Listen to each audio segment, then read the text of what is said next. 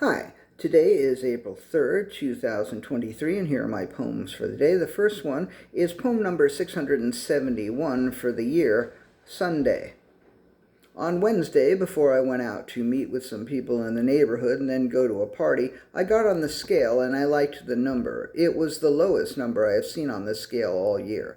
I met a nice guy at the party. We talked for quite some time, but I didn't meet any nice women at the party, so maybe there was a slight feeling of loneliness or something. Another nice guy at the party who I already knew asked if that was me a half hour ago in the gelato place. I told him I'm vegan, so no, but it planted a seed, and I knew there was a Van Leeuwen's on the way home, so I thought maybe a scoop or two, but when I got there, a sundae seemed in order, so I had a sundae last Wednesday. That is the story.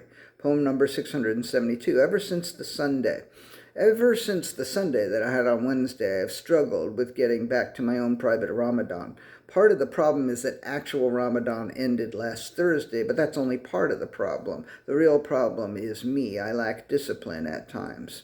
I will get back to it. I will regain momentum and return to the struggle. I have actually been enjoying the struggle this time around. I have checked, and I haven't had a lower number on the scale than the number I had before the Sunday on Wednesday. But I'm going to go ahead and predict that I will see a lower number next week, as long as I remember to keep checking the scale and to not eat like a goddamn disgusting fucking pig all the time. Poem number 673, Never Ending Books, and it's a song. That's why it's back here so you can see.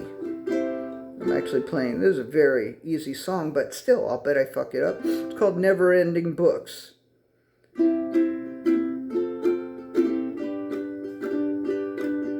There is no use in pretending I've never been to a place like never-ending books.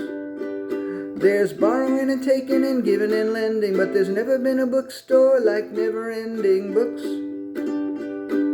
When I was there, it was almost funny. I wanted 2 books, but they wouldn't take my money. I tell you, in New Haven, it's always sunny at never-ending books. Even on a darkened Tuesday night, nothing ever felt as good and right as the never-ending books. It was beautiful, I wanted to cry. It was so hard to say goodbye to never-ending books.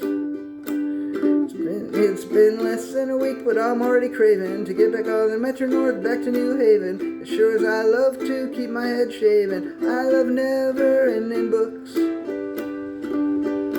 Yes, I love never-ending books. Yes, I love never-ending books. See, I told you I'd fuck it up. Poem number 674, So Hardcore.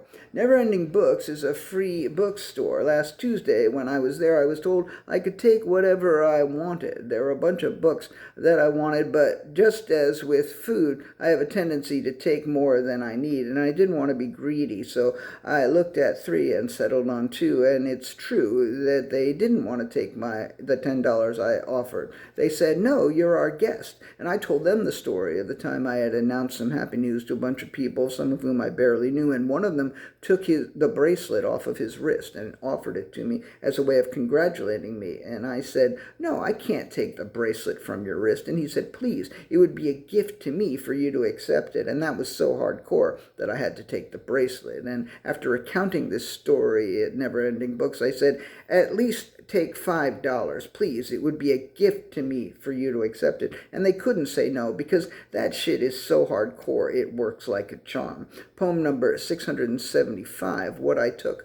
The 2 books I took from Neverending Books were both related to Jesus. One is called A Brief History of the Presbyterians. My father was a member of the Presbyterian Church, and he had some interest in its structure and perhaps its history as well. So I figured, what the hell, I have barely opened it or the other book, Beyond Belief by Elaine Pagels.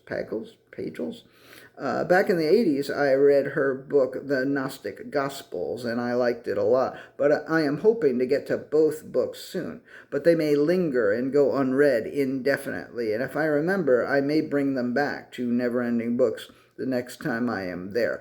Poem number 676, Non-Existent Bookshelf. I have a non-existent bookshelf where all the books in the living room and in the closets are shelved. They are happy there, and I am happy because I know where they all are.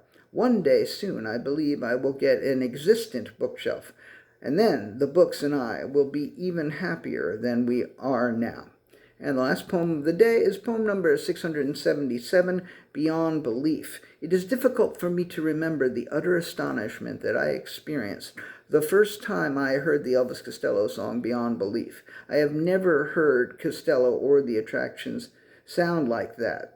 I had never heard a song with such an odd structure. I did a little bit of reading about the song this morning, and someone said that there is no guitar on the recording, which is wild. Costello himself said in Rolling Stone that they were going for big, open-spaced music, like U2 or Echo and the Bunnymen. At that time, I didn't know those bands so well, but I hear it now. In a little while, I will probably listen to Beyond Belief. I may also read a bit of Beyond Belief. Oh, wait, I have it right here. Look. But I don't know. Today I have more responsibilities than I have options, and I had better get to some of those right now. All right, thanks for listening, and, I appreciate you. I do. I gotta go, though.